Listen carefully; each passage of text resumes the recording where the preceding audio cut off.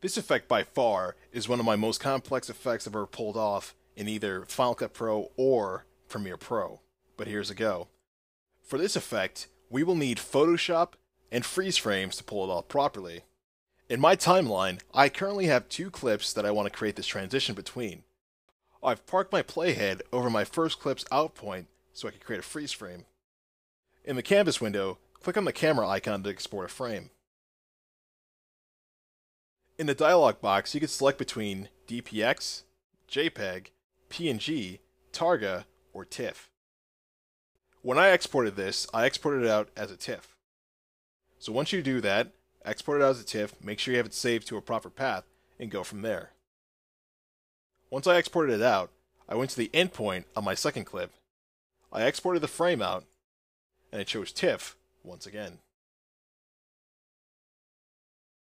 Once you've exported your freeze frames, let's venture over to Photoshop.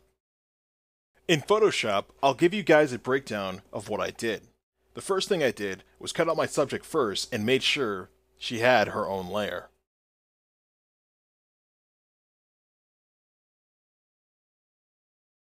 Next, I used the selection tool as well as the pen tool to cut out pieces around her so I could have her appear full frame but be able to break into multiple pieces.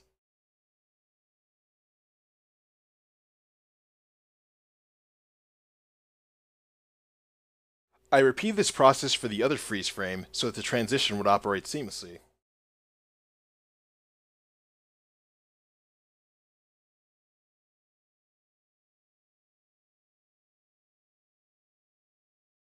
Make sure you label each of your layers appropriately. Let's venture back to Premiere Pro. Back in Premiere Pro, I imported our PSD files into the project browser. In the dialog box, I made sure to select the sequence for both of our freeze frames and made sure that every layer except the original file, which was the TIFF files we exported, were selected. I've already created a new sequence for our PSD layers with about 10 video tracks, so I'm going to double click that right now. Next, let's go to our first pieces sequence and grab all our freeze frames from our first clip. Let's highlight them. Let's copy by pressing Command C or Control C on your keyboard. Let's press Command V to paste. Let's move our playhead back to the beginning of our sequence. I'm going to highlight every track I have available. So I'm going to deselect every track from 5 all the way down to video track 1. I'm going to go to my second freeze frame PSD document. I'm going to highlight all of those. I'm going to press Command or Control C to copy on my keyboard. Let's go to our main pieces transition sequence. Press Command V to paste. Let's press the Home key. We can close out these other sequences as they will no longer be needed. Now, we're going to have to rearrange the stacking order of our layers for our first and second freeze frames. So here's how it's going to go. I'm going to rearrange them in a slightly sped up fashion, but then I'm going to explain by every 2 tracks which pieces should be there. So I'll be back with you guys in just a few.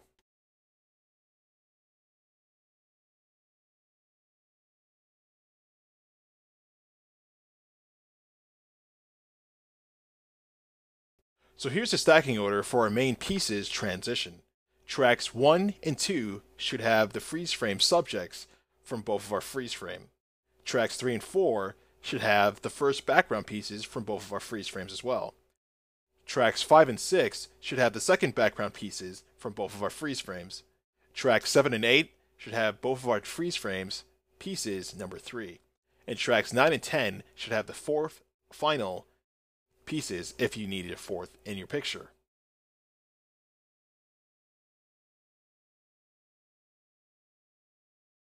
If you have to, pause the video and take a look at my stacking order. If your stacking order doesn't exactly match up like mine, make changes now because down the line, this effect can get really complex with a lot of keyframes and such.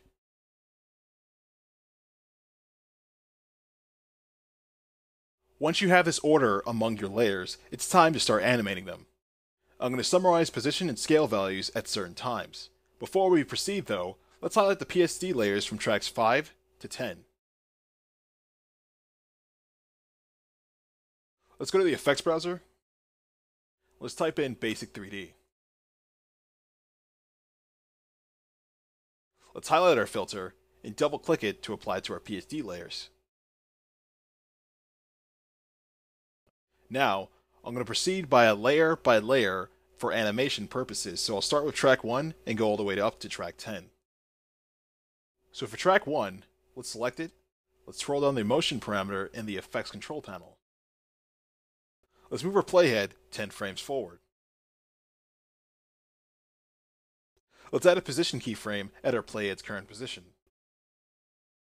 Let's move the playhead to 1 second, 1 frame. Let's add a scale keyframe at its current value. Let's add another position keyframe at 1 second, 11 frames. And add your final position keyframe at 2 seconds, 2 frames, and move the image off screen to the right and change the scale to 83.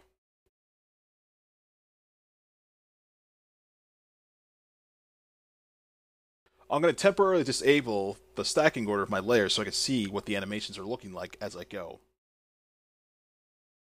I'll re-enable every time I go to a new track. Let's enable the PSD layer on track 2. For track 2, add a keyframe for position and scale at 20 frames. Let's move our subject off screen to the right. Let's bring our scale down to 71%. Let's move our playhead to 1 second, 21 frames. Let's add another keyframe for position and scale at their current values. Let's move our playhead to 2 seconds, 12 frames. Let's add our final position keyframe and move our image into place. And finally, add your final scale keyframe at 2 seconds, 22 frames with a value of 100. Let's press our home key and re-enable the PSD layer on track 3. For our PSD layer on track 3, let's add a keyframe for position at 1 second, 11 frames at its default value. Move the playhead to 2 seconds, 2 frames. Move the piece down off screen. Let's press the home key to move our playhead back to our endpoint, and let's enable the PSD layer on track 4. For our PSD layer on track 4, let's add a keyframe for position at 1 second, 11 frames, with it off screen above. Move to 2 seconds, 2 frames, and move the piece into place on screen. Let's press the home key and enable our PSD layer on track 5. For our PSD layer on track 5, let's set a keyframe for position and swivel at 1 second, 11 frames with their current values. Let's move to 2 seconds, 2 frames, and move the image up off screen and the swivel to -90. Let's press the home key and re-enable our PSD layer on track 6. For our PSD layer on track 6, let's set a keyframe for position and tilt at 1 second, 12 frames. Also, let's move our piece off screen to the right. Let's move to 2 seconds, 2 frames. Move the image into place and change the tilt to -360. Let's press the home key and enable our PSD layer on track 7. For our PSD layer on track 7, let's set a keyframe for position and tilt at 1 second, 11 frames at their current values. Let's go to 2 seconds, 2 frames, and move the image down off screen and the tilt to -180. Let's press the home key and re-enable our PSD layer on track 8. For our PSD layer on track 8, let's set a keyframe for position and tilt at 1 second, 11 frames, with the piece off screen towards the bottom and the tilt set at -90. Let's go to 2 seconds, 2 frames. Let's set keyframes for position and tilt back at their default values. Let's press the home key and re-enable the PSD layer on track 9. For our PSD layer on track 9, let's set keyframes for position and swivel at 1 second 11 frames. Keep them at their current values. Let's go to 2 seconds 2 frames. Change the swivel to 180. Move the piece off screen towards the left. Let's press the home key and re-enable our final PSD layer on track 10. For our PSD layer on track 10, let's set keyframes for position and swivel with the image off screen to the left and swivel to 90 at 1 second 11 frames. Let's move to 2 seconds 2 frames. Let's set the position and swivel to the default values by pressing the reset key. Now, if we move to the beginning of our timeline and hover our playhead, we'll see this animation in action.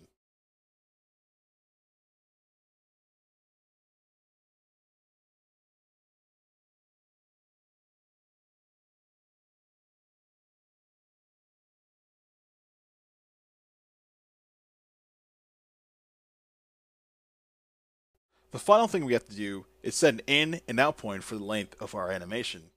I'm going to set an in point 20 frames in. I'm going to set my out point at 3 seconds 12 frames.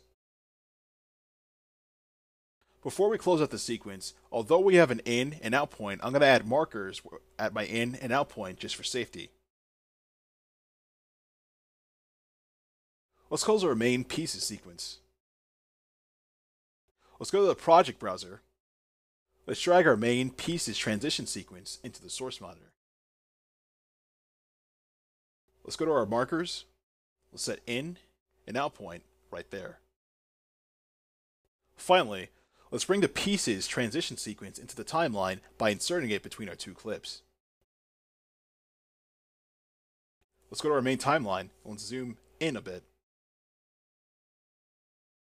Let's set an in and out point from the halfway point of our video clips so it covers the range of our animation as well as our video clips so we see what it looks like in real time.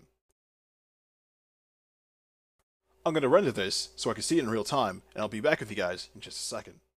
Let's see our final result.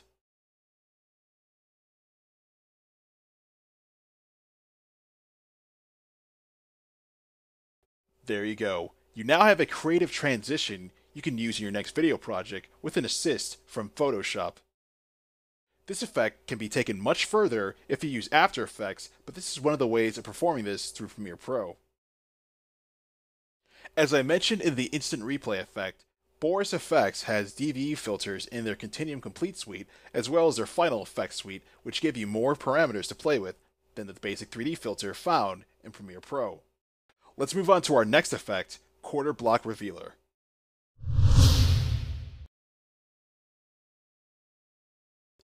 This effect is something that I saw while watching a VH1 countdown show and figured out how to do this using the title tool and the crop filter. Let's go to our project browser and let's create a new title by clicking on the new item button. Let's name this Block Revealer. In the title tool, create a rectangle that covers about 1/4 of the screen.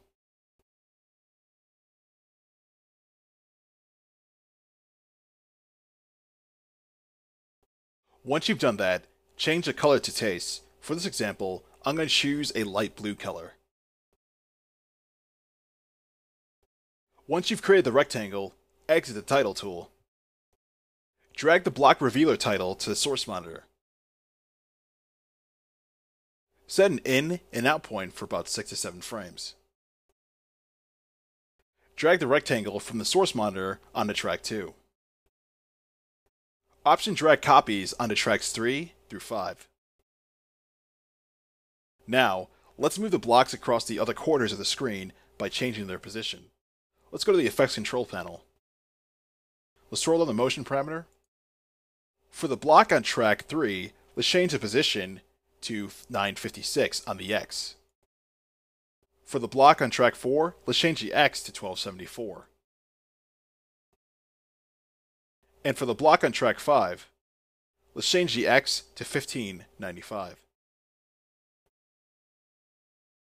Now, we're going to stagger our blocks in the timeline. Select the blocks on tracks 3 through 5. Type in plus 0.7. Deselect the block on track 3, and type in plus 0.7 again. Deselect the block on track 4, and do the same thing. Now, our blocks are now staggered.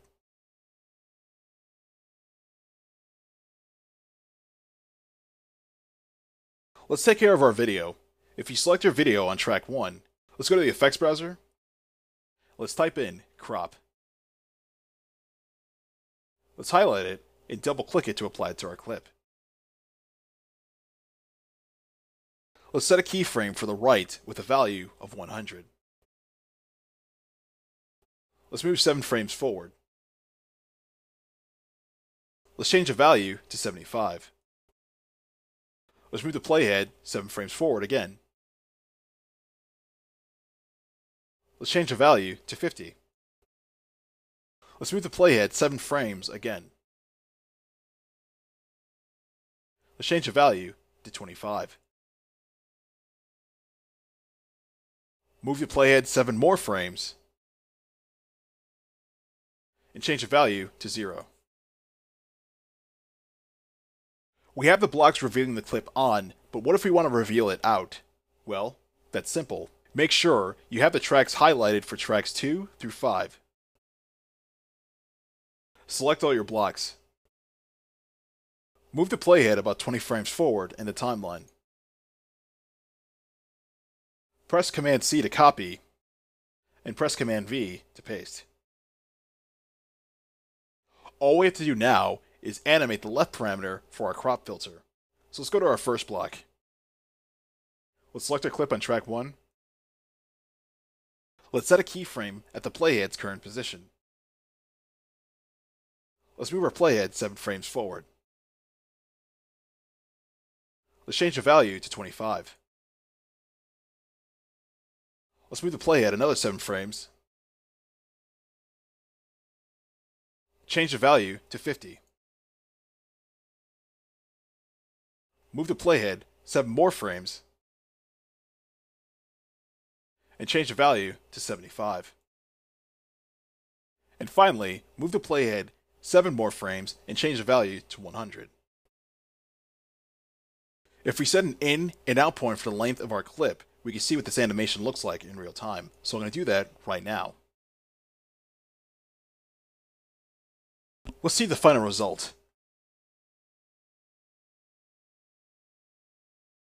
There you go. We now have a custom transition we can use to reveal a clip on and off using nothing more than the basic Premiere Pro tools.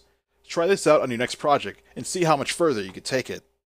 Let's move on to our final effect, gradient and set matte compositing.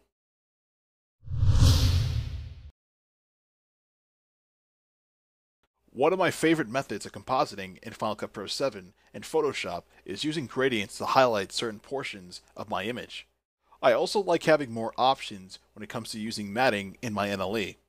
For this effect, we will composite using a gradient from the title tool and using the set matte effect to create a gradient wipe and put it all together. I'm going to disable my clip on track 3. For our first clip on track 2, I'm going to bring the scale down to about 88% and put it in the upper left hand corner of our screen. Let's go to our effects browser. Let's type in Solid Composite. Let's highlight the filter and double click it to add it. Let's change our blending mode to Overlay. Let's change the opacity to 58. And let's change the color to Taste. I'm going to choose a red color, but you can choose whatever color you feel. Next, we're going to need a gradient from our title tool. Let's go to our project browser. I'm going to hit my custom keyboard shortcut, which I haven't used in quite a while. I'm going to hit Ctrl T to create a title. Let's name this Gradient and hit OK. In the title tool, create a rectangle that fills the frame. Change the fill type to radial gradient. Change the second color stop to black. After you've done that, exit the title tool. Let's move our disabled clip on track 3 to track 4. Let's bring our gradient onto track 3. Let's extend the length to match the length of our clip. I'm going to select it and press Ctrl B to disable it. Let's select our clip on track 2. Let's go to our effects browser and type in gradient wipe. Let's select the gradient wipe transition filter and double click it to add it to our clip. With your playhead at the endpoint of your clip, set a keyframe for transition completion at 100%. Move 15 frames forward and change the value to 40. Change the transition softness to 100. Set the gradient layer to the video track above your clip. For me, it's track 3. Make sure your gradient placement is set to stretch gradient to fit. Since we disabled our gradient layer on track 3, we can see the animation so far if we hover across it.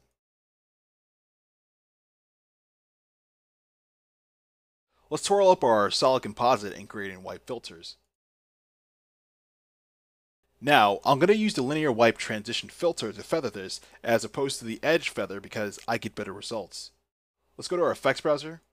Let's type in linear. Select the linear wipe transition filter. Double click to add it to our clip. Change the completion to 20%. Keep the wipe angle at 90 degrees and change the feather to 100. Let's right click, select copy.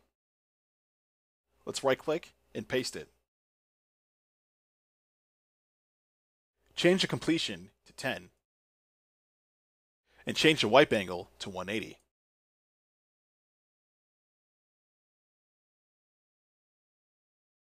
Let's right click and paste our linear wipe filter again.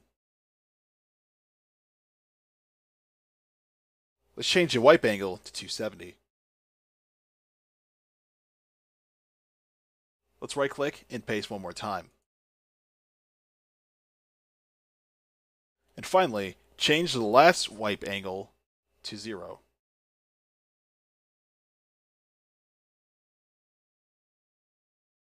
Our clip is now feathered in a way that's more aesthetically pleasing. Let's move on to our second clip. Re-enable the clip we moved to track 4.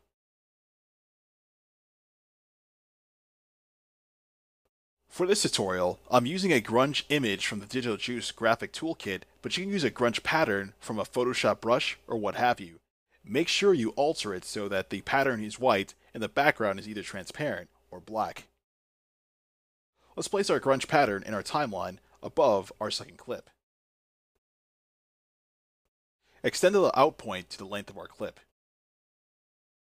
If your grunge image is bigger than your sequence settings, all you have to do is right click and select scale to frame size like I have right now.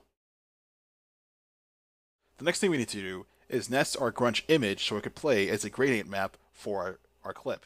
So I'm going to select it, hit Option C and nest items. I'm going to double click to open the nested sequence. Let's take our grunge mat and put it on track 4. In my grunge nest, I'm going to use a gradient map which I downloaded from cgmonline.com.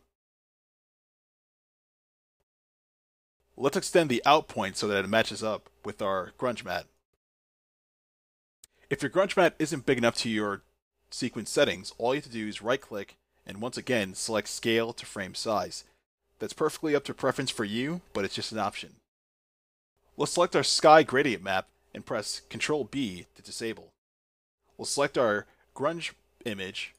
Let's go to our effects browser. Let's type in gradient wipe.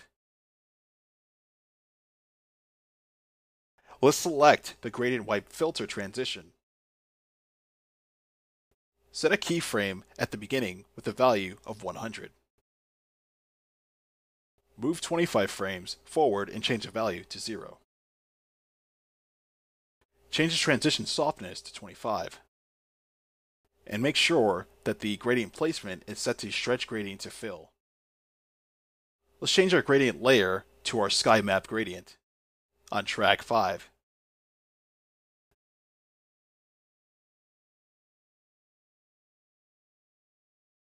Let's exit our nested sequence.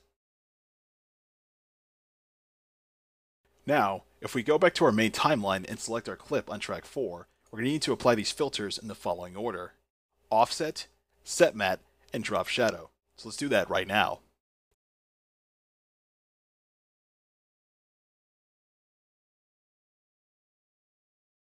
With your clip selected on track 4, let's go to the effects control panel.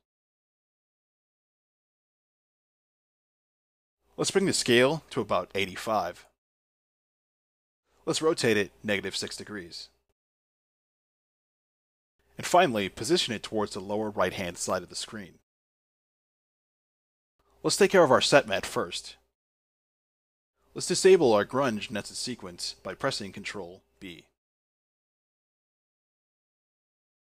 Let's take matte from layer from video track 5. Make sure use for matte is set to alpha channel. Also make sure that stretch matte to fit, composite matte with original, and pre-multiply matte layer are checked. With the offset filter, we could change the positioning of our clip inside of our grunge matte, like so. For drop shadow, leave it at its defaults. We now have our two clips matted to taste, so let's nest them to give our timeline less clutter. Let's select our mattes and our clips and nest them right now by selecting them and pressing Option C.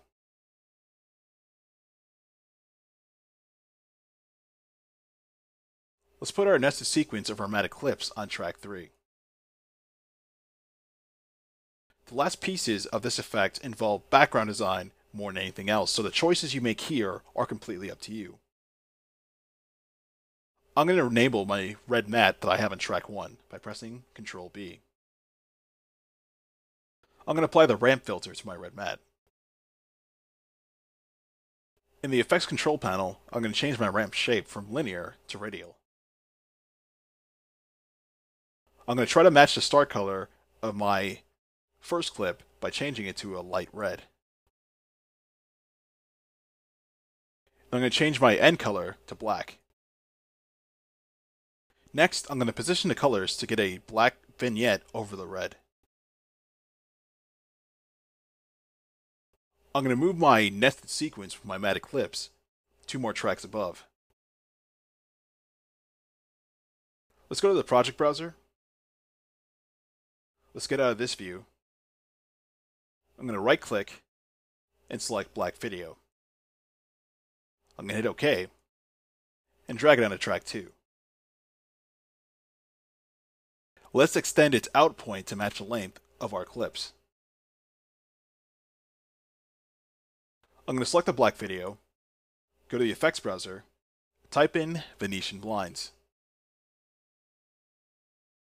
Let's double click the filter to apply to our black video.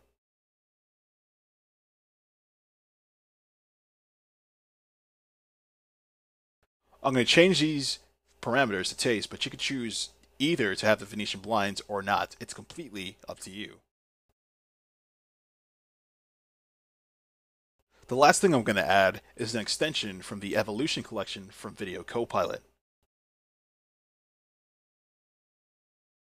Now, if the extension's too big for you, like I said before, all you have to do is right click and make sure scale to frame size is selected.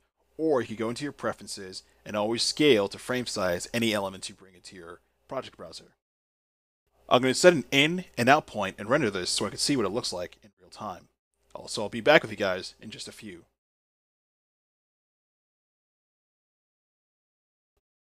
Let's see the result of our final effect.